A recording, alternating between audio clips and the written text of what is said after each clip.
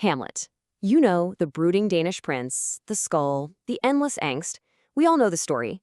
But what if I told you that this 400-year-old character became one of the most powerful, insightful symbols of modern era politics? Sounds unlikely, right? Well, let's dig into this incredible transformation. So, on the one hand, you've got the Hamlet we all recognize from the Western stage. But on the other, you have a totally different figure pulled from Arab newspapers. Here, Hamlet's famous question, to be or not to be, isn't just about some personal existential crisis. No, it's about national survival, it's about political failure, it's about the very identity of an entire region. So, how in the world did this happen? How did Shakespeare's prince travel all the way from medieval Denmark to modern-day Cairo, Damascus, and Baghdad and become this vehicle for revolution, for sharp satire, and for some profound self-critique? The story behind it is absolutely fascinating. Okay, so to really get this, we've got to rewind a bit. See, when Shakespeare first showed up in the Arab world, it was during the colonial era, and he wasn't just introduced as some great writer. He was presented as the symbol of civilized European high culture. He was the gold standard, the benchmark you were supposed to aspire to. And you know what's wild? The first adaptations of Hamlet, well, they were kind of toothless. They completely stripped out the tragedy. You'd have these versions where Hamlet ends up marrying Ophelia or taking the throne, no problem. All the political poison, the darkness, it was just drained right out of the story. It was safe, sanitized, imported culture. But then, 1967 happened, and everything changed. The Arab-Israeli War, known as the Naksa, or the setback, wasn't just a military defeat. It was this massive, shattering psychological blow. All that post-colonial optimism, it just evaporated. And a whole generation of artists and thinkers was forced to question everything. Suddenly, a Hamlet with a happy ending didn't just feel old-fashioned. It felt completely absurd. This historical rupture completely changed Hamlet's character on the Arab stage. You can pretty much track it in 3 phases. Before 67, he was that contemplative prince, a symbol of high art. Right after, he gets this heroic makeover. He becomes a revolutionary, a Che Guevara figure, ready to fight injustice. But then, as the years went on and disillusionment really sank in, a third Hamlet emerged. And this is the big one. The paralyzed, sarcastic intellectual, a symbol of bitter inaction.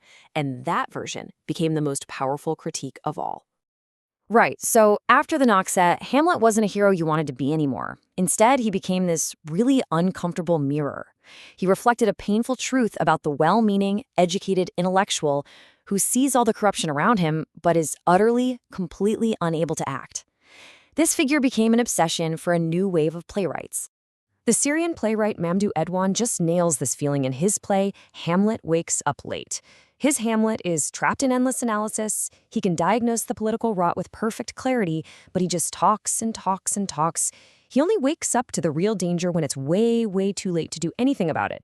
Edwin's adaptation gets even sharper by updating the villains for a modern political reality. Claudius isn't just a simple murderer, no, he's a technocrat, an efficient manager of a corrupt state. And Polonius? He gets a chilling makeover into the head of the Mukhabarat, the secret police, a feared institution in many Arab states. The enemy isn't just one bad king, it's the entire machine of authoritarianism. Now, if you thought Edwan was being tough, the Iraqi playwright Jawad al-Asadi was absolutely scathing. He was writing from exile while watching his country get destroyed by Saddam Hussein, and his message is brutally direct. The title of his play says everything you need to know. Forget Hamlet. Just forget the overthinking, inactive intellectual entirely. You can really feel this raw anger and how he completely flips the most famous speech in literature. In Shakespeare, to be or not to be is this deep philosophical question. But in al-Asadi's play, it's a cowardly escape. Ophelia mocks Hamlet for debating theological questions while the dictator is literally executing people. Philosophical debate in a police state is reframed as a moral failure. Al-Asadi systematically dismantles the original play to critique this inaction. The ghost is no longer a supernatural truth. It's a human witness Hamlet chooses to ignore to protect himself. And the famous play within a play, The Mousetrap, it's not a tool to expose the king. It's a piece of art that Hamlet himself censors, afraid it might provoke the regime. The crucial point here is that Hamlet is no longer just inactive. He is actively complicit in the silence. But hold on. What if paralysis isn't a choice? What if it's forced on you? That's the question from Moroccan playwright Nabil Lahlou, writing during the brutal Years of Lead. In his play, Hamlet isn't paralyzed by thought. He is literally paralyzed in a wheelchair as a punishment for daring to perform a political play. Here, inaction is not a character flaw. It's the direct result of state violence. Okay, so up to this point, the critique has focused on the character of Hamlet. But then, some playwrights took it one giant step further.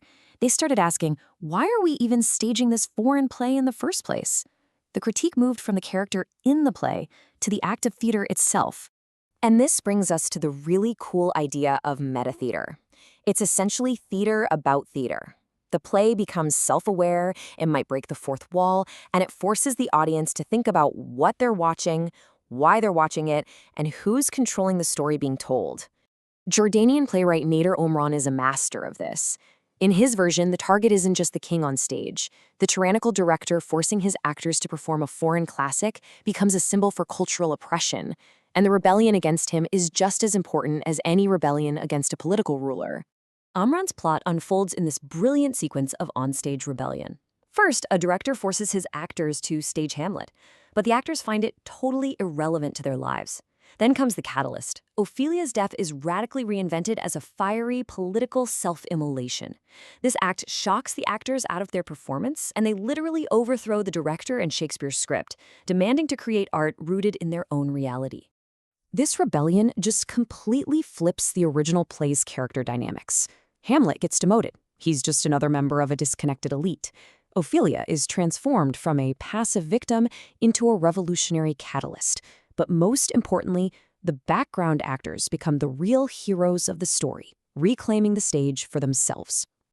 So, think about this journey, from a symbol of high culture to a failed intellectual to a play that gets literally torn apart on stage. Hamlet has been on an extraordinary journey in the Arab world. And this whole story is about the power of reinvention. When you look back, you can really see those three big phases. First, Hamlet was a cultural symbol to be mastered. Then, a revolutionary hero to be followed. And finally, and most enduringly, a failed intellectual, a cautionary tale that forced a deep and painful self-examination. And this is really the key to the whole thing. These works are not simple translations. They're radical, political reinventions. They use the authority and fame of Shakespeare as a mask, a clever way to bypass censors and talk about forbidden subjects, to critique their own reality, in their own voice. This quote from Jawad al-Asadi just sums up the spirit of this entire movement perfectly. He didn't want his work to be revered as a new classic. He wanted future artists to challenge it, to dirty it, to adapt it, or even to sweep it away to create something new. The goal isn't to preserve a text, it's to keep the conversation fiercely alive. And that leaves us with a final thought. The journey of the Arab Hamlet shows us what happens when a culture stops passively receiving a classic text and starts actively rewriting it, using it as a tool, a weapon, and a mirror to forge its own urgent stories. It's a powerful lesson in how art can both define and defy reality.